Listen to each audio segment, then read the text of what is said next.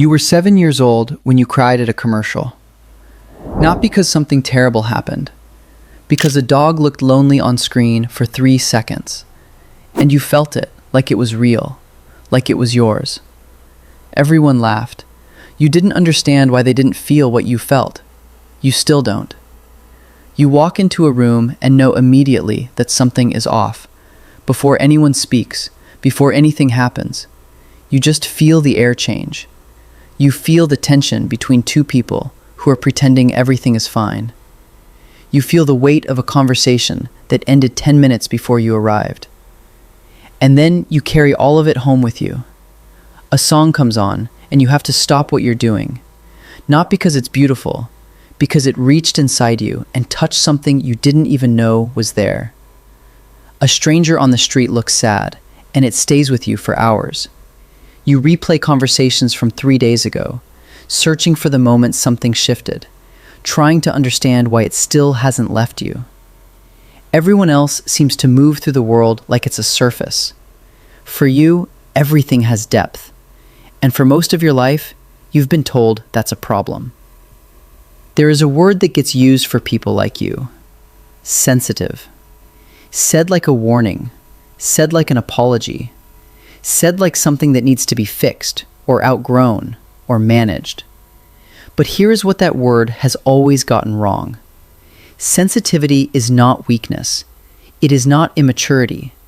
It is not a failure to cope with reality. It is a different relationship with reality entirely. In the 1990s, psychologist Elaine Aron identified something she called sensory processing sensitivity. Through decades of research, she found that approximately 15 to 20% of the population has a nervous system that processes information more deeply than average. Not more emotionally, more deeply. Where most people's brains filter incoming information and pass along what's relevant, the highly sensitive nervous system processes everything. Every layer, every subtext, every emotional signal in the room. Brain imaging studies have confirmed this. People with high sensory processing sensitivity show significantly more activity in regions of the brain associated with empathy, awareness, and emotional processing. Their brains are not broken. They are doing more. And like any system that does more, it costs more. This is why you feel everything so intensely. It is not because you are fragile. It is not because you need to toughen up. It is because your brain was built to go deeper than the surface, to notice what others miss, to feel what others pass through without registering. That gift comes with a weight, the weight of absorbing a room the moment you walk in, the weight of feeling other people's emotions almost as strongly as your own, the weight of never being able to watch something painful without carrying it afterward. You don't just observe the world. You experience it at full volume, all the time, whether you chose to or not.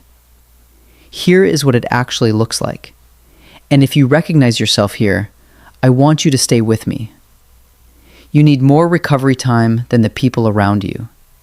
Not because you're lazy, because you've been processing at full capacity all day, and your system needs to come down. You feel other people's pain almost physically. Someone you care about is struggling, and it lives in your body, not just in your thoughts, but somewhere in your chest, your stomach, your shoulders. You are deeply affected by art, music, and stories in ways that others find hard to understand. A film doesn't just entertain you. It moves something inside you that takes days to settle. You avoid certain news, certain conversations, certain environments, not because you don't care, but because you care too much, and you've learned that some inputs take too long to process. And you've spent years trying to dial yourself down, trying to react less, feel less, need less time to recover, trying to be more like people who seem to move through difficult things and come out the other side unaffected. It has never worked, because there is nothing to fix. Here is what the research on highly sensitive people consistently shows. This trait is not created by trauma, though trauma can intensify it. It is not a disorder. It is not a diagnosis.